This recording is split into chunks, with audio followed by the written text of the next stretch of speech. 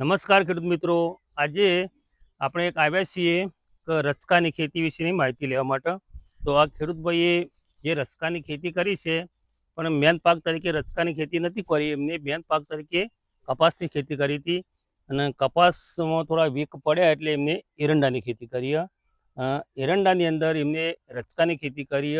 તે અમારા ગામના લોકો બધા એમ કહેતા હોય છે કે એમને સારી એવી કમાણી રચકામાંથી બી કરી. તો આપણે પહેલાં ખેડૂતનો પરિચય લઈએ અને ખેડૂતને પૂછીએ કે ભાઈ આપ કેટલા વીઘાનું ખેતર અને કેટલો અંદર ખર્ચો કર્યો અને શું બિયારણ શું ભાવે લાવ્યો અને કઈ બિયારણ લાવ્યો એ વિશે આપણે પૂરી માહિતી લઈ અને આગળ વાત કરીએ. નમસ્કાર. નમસ્કાર, બોલો તો ભાઈ. ખેડૂતભાઈ, હું તમને એમ પૂછવા માંગુ કે આ ખેતરની અંદર હા, તમે મેન પાક તરીકે શાની ખેતી કરી હતી? મેં તો આ પૂર્ણા વીઘાનું ખેતર છે. હમ, એમાં કપાસનું વાવેતર કરી દીધું. સરસ. કપાસમાં સારો જ હતો પહેલા તો, હમ, પછી થોડો લાગ્યું એમ કે થોડો વીક પડી ગયો એવું. હા હા. અને 5 ફૂટના અંતરે હતો વચ્ચેનો ગાળો. 5 ફૂટના અંતરે એમને કપાસ વાવેલો. કપાસ વાવ્યો હતો, બરોબર. હા હા. અને પછી ઓન લાઈન તો ફૂટની જ હતી, સીધી લાઈન તો. 1 ફૂટના અંતરે હા, કપાસ એક ફૂટના અંતરે. હમ, પછી કપાસ થોડો વીક લાગ્યો, થોડો વીણ્યો છે, 15,000 થયો છે ઘણો. હમ, પણ એના પહેલા કપાસ થોડો વીક પડવા માંડ્યો એટલે એરંડાની ખેતી વચ્ચે કરી નાખી. હમ. વચ્ચે અડાઈ અને એરંડાની ખેતી કરી નાખી. તે એરંડા તમે કઈ રીતના વાવ્યા? તમે ચોપીને વાવ્યા હતા કે ના, પછી ચોપીને જ વાયા હતા હા, આપણે અમુક અંતરે, પણ હમ. અટકા રહી.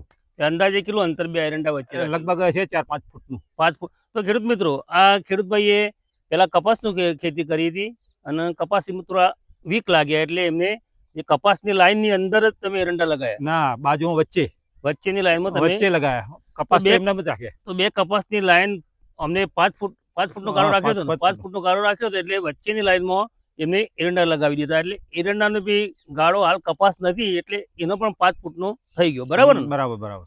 પછી તમે એરંડા બી તમને સારા લાગે હાલની પોઝિશન જોતા? હા, એટલે એરંડા તો પછી થોડો- એરંડા, મારી વાત સાંભળો, હું પૂછું એ હા. પ્રમાણે મારા ખેડૂતને હા, સમજમાં આવે બરાબર. એ રીતે તમે જવાબ આપો. તો એરંડા તમે વાવ્યા, એમાં તમને કેવું ઉત્પાદન મળ્યું? અને હાલ તો એરંડા મને સારા જ લાગે. તમે એરંડા હાલ વીણી ચાલુ જ છે ને એરંડા? હમ. તો એ અમારા ખેડૂત મિત્રોને કહેશો? એરંડા તો હજી ઉતારવા હવે આયા, થોડા ઉતારીએ છીએ. હમ. કોઈ બધા દાદા ઉતાર્યા નહીં, હમ. પણ લગભગ 7-8 બોરી તો થઈ છે. તો એમને તમારા કપાસ કેટલા થયા હતા? 15,000 ગણો. 15,000નો કપાસ થયો હતો પૂર્ણા વીઘાની અંદર. અને એમની ગણતરી એવી છે કે 7-8 બોરી એરંડા થશે. હમ. હવે વાત આવી મુદ્દાની કે જે લોકો અમને વાત કરે કે તમે આમાં લસકો વાયો, રચકો, હમ. એ કઈ રીતના વાયો તો, અને એ તમે શું વેપાર કરો અને રચકામાં તમને શું લાગે કે તમે કમાણી કેટલી કરશો? એટલે આ જો એરંડા પેલા કપાસ પતી જાય, હુકાઈ ગયા, હમ. એટલે એરંડા વ્યવસ્થિત થઈ ગયા હતા, બરાબર. હમ. પછી વચ્ચે કટર મરાઈ દીધું, હમ. રોટાવેટર મરાઈ. હમ. પછી એક વખત અડાઈ કાઢ્યું, બરાબર. સરસ. ખુલ્લી શેર કરાવી દીધી. હમ. પછી રસકો પૂંખી કાઢ્યો અંદર, હમ. પછી પાણી મૂકી દીધું. સરસ.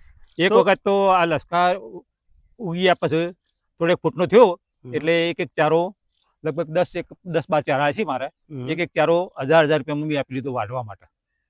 તો ખેડૂત મિત્રો, આ રમેશભાઈનું કહેવું છે કે એમને જે રચકો રહ્યો, એક કેટલા ચહેરા છે તમારા? 12 ચારા. 12 ચહેરા અને એક પહેલો વાર્ડ ને બીજો વાર્ડ, હા, બીજો તમે એક ચારાના 1,000 રૂપિયા, હા. એટલે 12,000નો તમે ઓલરેડી લસકો વેચી કાઢ્યો. હા. હાલ અત્યારે પોઝિશનમાં લસકો છે હમ.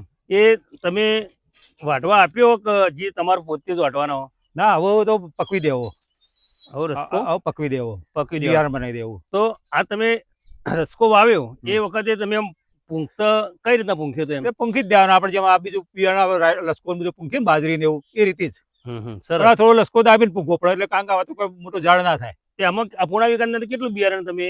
લગભગ 1.5 કિલો જેવું જોઈએ. 1.5 કિલો જેવું બિયારણ હમ. ગયું હતું. કાકા. તો તમને શું લાગે કે તમે આ રચકો પકવશો હમ. તો કેટલો અંદાજે કેટલા મણ થશે? એમ 5માં 7 મણ જેવો થશે. તો અંદાજે તમને ભાવ કેવો મળશે? ભાવ તો જો આ તો કુદરત ઉપર આધાર છે. 5,000 મળે ને ઘટા 10,000 મળે ભાવ તો. તો તમારો અનુભવ વિશે તમે અમને અમારા ખેડૂત મિત્રોને એમ કહો કે ભાઈ રચકાનો ભાવ ગઈ સાલે કેટલો હતો, એવરેજ ભાવ આગળ કેટલો હતો, અને આ સાલે તમને કેટલો ભાવ અંદાજે મળે? આપણે આખા સિઝન ગણો ને તો 80-90 હજારનો અમારો પાક થાય, બધો ગણીએ તો. પૂર્ણા વીઘાની હા, અંદર. પૂર્ણા વીઘાની 80-90 હજાર, કદાચ લાખે પકી જાય. પછી નસીબની વાત છે, ભાવ હોય તો. તો તમારો ટોટલી ખર્ચો કેટલો આવ્યો? એમ ખર્ચો તો આ બિયારણનો ખર્ચો આવે, બીજો અમે તો કોઈ જાજો ખર્ચો ના આવે. આ એકાદો વખત દવા મારીએ. કપાસમાં 2 વખત દવા મારી હતી, એકવાર એરંડામાં દવા મારી દઈએ ઈયળની, એટલો ખર્ચો. અને એરંડામાં અંદર રોગ આવતા હોય એરંડામાં ઈયળ પડે ને, તો ઈયર પડે તો લસકામાં પણ નુકસાન આવે ને. હા એટલે લસકાય ખાઈ જાય ને, એટલે ઈયળની દવા એરંડા ઉપર મારો તો લસકામાં મરી જાય. હમ. એટલે બીજી વખત મારવી પડતી નહીં. તો પછી તમે લસકામાં એરંડામાં દવા મારો હમ. અને તમે એમ કહો કે ભાઈ અમે રચકો વાઢવા માટે આપીએ. કોઈને વેચાતો, એટલે તમારા આજુબાજુમાં કોઈ વેચાતો લેવા આવતું હોય તો તમારા રચકામાં અસર તો હોય ને દવાની, તો દવાની કઈ અસર હોય, રીતે પણ આપણે જો એક વાડ થઈ જાય ને એટલે હમ. દવાનો વિચાર થાય કે નાની નાની જીવાત પડી હોય ને હમ. ઈયળની, એ વખત એક વાર હાથ બેઠાઈ નાખવાનો, પછી એવું? દવા મારી દેવાની. એ વાડ તમે વાઢો હા, પેલો વાડ, પેલો વાડ તો વાડી નાખ્યો, એના પછી દવા એ મારવાની. તમે ઉપયોગમાં લેતા હો. એટલે પહેલા વાડી નાખે દવા, પહેલા નાખ્યા પહેલા. સરસ. તો ખેડૂત મિત્રો, તો રમેશભાઈ નું કેવું છે કે અંદર દવા મારેલી હોય એના દવા મારી એના પહેલા એ રચકાનો પહેલો વાડ વાઢી લેતા હોય છે, અને એ તમારી પોતાની ગાયો હોય હા. કે કોઈને વાઢવા બી આપતા હોય, હા, કે એ તો ગામના બરાબર. લોકો હા. વાઢવા બી આવતા હોય એમને આવા. વાઢવા માટે તમારી ગણતરી શું કે હમ. પહેલો વાડ વઢાઈ જાય, હા. એટલે તમે ફ્રીમાં બી આપતા હોય. હા. અને પછી એના પછી તમે આ ચેરાનું વેચાણ કરો, હા, વિચાર કરું. એના 1000 રૂપિયાના ભાવ આ રમેશભાઈ વેચતા હોય, હમ. તો પછી છેલ્લે લાસ્ટમાં એમ પૂછવાનું હોય કે તમારે ટોટલી ખર્ચો કેટલો આવી ગયો અંદર? ટોટલ તો ઘણો ઘણો 5-7 હજાર આવે, બધું પાણી હાંગ નથી. એરંડાનું તો કઈ કંપનીનું બિયારણ તમે એરંડા વાવ્યા? એરંડા તો આ ગુજરાત 7 નંબર જ વાવ્યું હતું. હમ. 8 નંબર ચાલે, પણ હું આ 7 નંબર વાવ્યું તો આપણે પાછળથી વાવેતર કર્યું ને, હમ. એટલે કે 7 નંબર ચાલે એમ. હમ. એટલે બહુ ઊંચો વધે ના, અને હમ. માળો હારી ફૂટે. આમ તો દેખાવામાં તો બહુ સરસ છે. હા, મસ્ત એરંડા કોઈ જેમ નહીં, હમ. સારા જ છે. તો બીજું કઈ અમારા કોઈ ખેડૂત મિત્રો તમે કહેશો? ના, આપણે પાક થોડો નિષ્ફળ જાય એવું લાગતું હોય તો બીજો વળતર પાક વચ્ચે કરવો પડે. કોઈ કઈ ખર્ચો પાડવો તો પડે જ, કે ખર્ચો આપણે પોહાય એવું તો કરવું જ પડે કે. હમ. એટલે આવું કરીએ તો આપણે થોડો નફો મળે એમ કે. સરસ. તો ખેડૂત મિત્રો, તમે પણ જો કદાચ કપાસ વાયો હોય અને કપાસ વીક જેવો લાગતો હોય તો વચ્ચે લાઈનની અંદર એરંડાની વાવણી કરી અને એરંડાનો પણ ઉછેર કરી શકો છો. અને કપાસની જે નીકળી જાય એના પછી આપણે લસકાની જે પૂંખી અને લસકો આવતા હોય તો લસકાના ચેરા બી તમે વેચાતા આપી શકો. આજુબાજુ તમારા આજુબાજુ ગામમાં તમારા લસકો લેવાવાળા ઘણા આવે, મળી રહેતા હોય? ઘણા આવે. દિયાત્રી બાજુથી આવે, આપણા મધુપુરા ગામમાં તો ને ત્યાંથી તમારા બાજુમાં જ ગામ છે. બાજુમાં જ છે. તો ખેડૂત મિત્રો, તમે પણ આ રીતે કરી શકો કે આપણે કોઈ બી ખેતર હોય, વધારે ખેતર હોય કે ઓછા હોય, આપણે વાવેતર કર્યું હોય તો કોઈ બી ખેતરમાંથી આપણે મિનિમમ કમાવાની ગણતરી હોય કે ભાઈ આપણો ખર્ચો કરતા અડધો વીઘો હોય કે વીઘો હોય કે 2 વીઘા હોય, આપણે એવરેજ પ્રમાણે જે પ્રમાણે ખેડૂતો વાવતા હોય એ પ્રમાણે એવરેજ ઊભી કરતા હોય, તો આ ખેડૂતને પણ વાતર પાક તરીકે 3 પાકની ખેતી કરી બહુ સરસ કહેવાય.